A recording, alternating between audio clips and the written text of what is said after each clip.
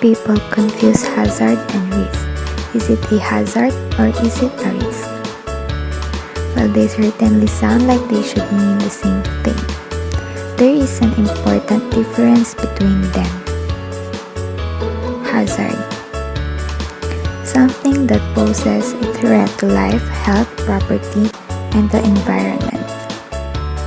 While risk, the chance that someone or something will be hurt by that hazard. Now that we already know the difference of hazard and risk, let us now move on in the identifying of hazards and risks that has a potential to occur in hospitality industry. Workplace hazards includes physical and mechanical hazards, chemical hazards, biological hazards, psychosocial hazards, and ergonomic risk factors. Physical and mechanical hazards is the most common source of injuries in many industries.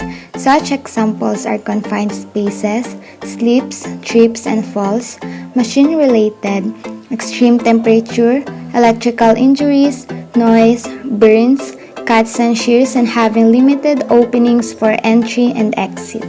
Chemical hazards. You should determine and be aware of chemicals that when exposed to humans, there could be adverse health effects that might happen. Examples are solvents, adhesives, paints, toxic dust, chemicals that have exposure limits, and highly volatile chemicals. Biological hazards determine whether workers may be exposed to sources of infectious diseases, molds, infected animals, toxic or poisonous plants. People can be exposed to hazardous substances by being used directly in work activities, generated during work activities, naturally occurring substances, and biological agents. Such examples are bacteria, fungi, mold, tuberculosis, virus, blood-borne pathogens. Psychosocial hazards. This includes occupational stress and workplace violence, which are recognized internationally as major challenges to occupational health and safety. Such examples are feeling of job insecurity, aging workforce, long working hours, and work intensification. Examples of ergonomic risk factors are heavy lifting, work above shoulder height, repetitive motions, and tasks with significant vibration. And now we're here on the ways to prevent hazards and eliminate risks in our industry.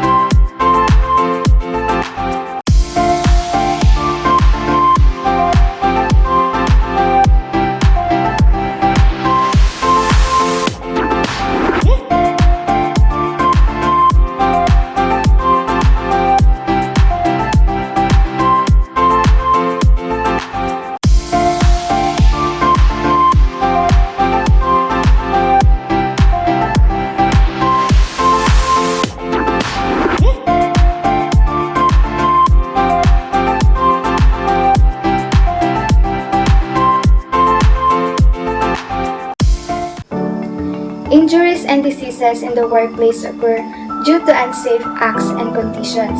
Unsafe acts occur when employees do not conform or depart from an established standard, rules, or policy.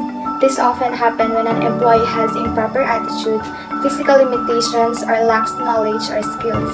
Examples include improper posture when lifting, not using appropriate gloves when handling chemicals, And unsafe conditions are the physical or chemical properties of a material, machine, or the environment which could possibly cause injury to people, damage to property, disrupt operations, or other forms of losses. These conditions could be guarded or prevented. For example, the lack of safety guards on machinery or the presence of slippery and wet floors. Accidents and diseases in the workplace can be prevented by identifying the risk and then taking the appropriate preventive measures. Employers are required to conduct risk assessments to evaluate how work is organized and performed and to identify potential hazards. After identifying potential hazards, assess the risk to workers, eliminate or minimize the risk, educate and train workers in safe work practices and procedures, and the common workplace hazards in hotels and the preventive measures possible are described in the next slides.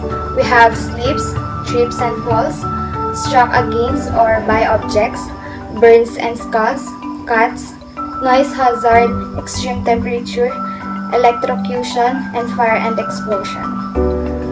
Cuts are among the major risks in the hotel industry. They may occur from the use of knives and machinery in kitchens and laundry shops. You may be injured while using or cleaning machinery or equipment as a result of coming into contact or being trapped between moving parts. Cuts may also arise from handling broken glass or porcelain by room attendants. Use machinery with care. Do not wear loose or frayed clothing or jewelry that could get caught between moving parts. Ensure that safety guards are in place before operating any machinery. Follow the operating instructions from the manufacturer or supplier. Do not try to reach into and moving parts of the machinery with your fingers. Use a pusher or tool to avoid contact and make sure equipments are switched off prior to cleaning.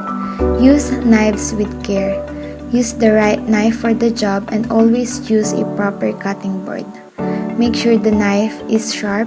Store knives in proper racks with a blade pointing down in a visible place and cut away from your body when cutting, trimming, or deboning. Use protective gear such as mesh gloves and wash and clean sharp tools separately from other utensils. Struck against or by objects. Injuries can occur when persons are hit by hard, heavy, or sharp objects. When materials are not properly stacked, they may collapse, causing injuries to persons nearby. Narrow and cluttered passageways can contribute to the risk of such accidents. When trolleys and carts are not handled with care, accidents may also arise. Prevent being struck. First, ensure goods and materials are stocked properly and make use of the appropriate personal protective equipment. Last is do not rush through swing doors, especially with trolleys. Slips, trips, and falls. Many workplace injuries also result from workers' slippery floors, tripping over physical obstructions, or falling from height. This could be due to insufficient lighting, poor housekeeping, wet and slippery floors, and lack of handrails on platforms or staircases, unsafe use of ladders or carelessness. Preventing slips, trips, and falls. First, avoid creating obstacles in work areas and floors. Keep floors and stairs dry and clean. Wear footwear appropriate to the type of floor surface like non-slip working shoes or make use of anti-slip flooring. Next is ensure carpets and rugs are free of holes and loose edges. Create and maintain proper lighting. Hang power cords over aisles or work areas to prevent tripping accidents. Last is ensure elevated platforms are guarded against the fall of persons and provide alternatives like safety harness where physical guards are not visible. The use of ovens and deep fryers without due care can cause burns and scalds. A blast of heat or steam can be released when opening hot oven doors, saucepan lids, and many more. Staff should know the possible hazards and the preventive measures when handling such appliances or hot liquids. Handle hot items with care. First, organize your work area to prevent contact with flames and hot objects. Don't reach across hot surfaces. Keep the floors clear. Use gloves for handling hot objects and ensure safe temperature levels for hot liquid like oil or boiling water. Ensure that the handles of pots and pans do not stick out from the counter or stove. Do not open cookers and steam ovens that are still pressured. Open lids towards the direction away from you and open hot water and hot liquid faucets slowly to avoid splashes. Noise hazard. The hotel environment is generally quiet, but there are certain areas where staff may be exposed to a noise hazard. Example are boiler rooms and discos. Hearing loss may result from long-term exposure to hazardous noise levels.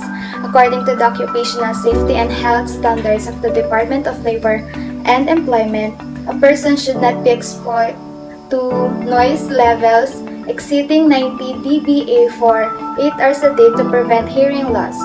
Where the permissible noise exposure level is exceeded, measures should be taken to lessen the noise exposure. Some noise control solution. First is replace noisy machinery.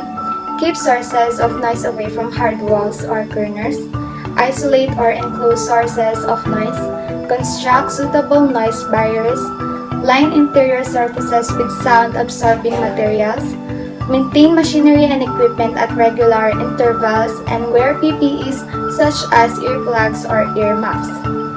Kitchen, boiler room, and laundry staff may be subjected to heat stress from the machinery or equipment used in the workplace. This can cause headaches, fatigue, and discomfort. It may also result in heat-related illnesses such as prickly heat exhaustion, or fainting, or heat stroke.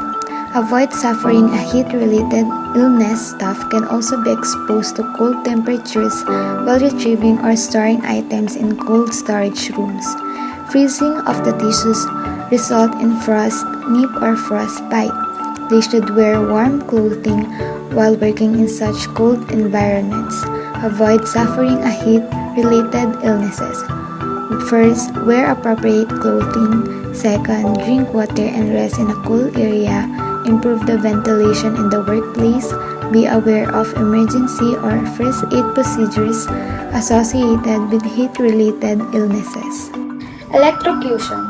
Electrocution occurs when the human body becomes part of an electric circuit through which current passes. Electrical hazards include electrical shock, burns sustained at the point of contact, and injuries due to muscle spasm causing, or for example, a fall from a ladder. Electrical equipment and appliances should be regularly inspected by a qualified electrician to ensure good working condition. Handle electrical appliances with care. First, report any damaged plugs, wires, and electrical equipment. Ensure faulty equipment is taken out of the use until repaired or labeled as faulty or remove the plug to prevent use. Next is keep power cords away from heat, water, and oil. Do not clean electrical equipment with flammable or toxic solvents. Do not overload electrical points. Pull the electrical plug, not the cord. Next is establish a set of lockout, tug-out procedures for the repair and maintenance of electrical equipment. Fire and explosion. Employees are advised to plan and conduct regular fire drills to familiarize hotel personnel with the evacuation and rescue procedures in times of emergency. Sufficient firefighting equipment like the fire extinguishers and sprinkler systems should be provided and maintained regularly. Fire escapes and exits should also be properly marked and kept free from obstruction. In case of fire, do not panic, be calm but act quickly. Next is note the types of fire extinguishers and how to use them. Take note of the location of the fire extinguishers and alarms. If the fire is small and localized, put it out with a fire extinguisher. If the fire is large, do not risk your safety. Don't attempt to fight it with a fire extinguisher. Then, sound the alarm to inform other staff and customers and make sure that people are leaving the building. Do not allow anyone to go back in the building and don't use elevators, but instead use the stairs.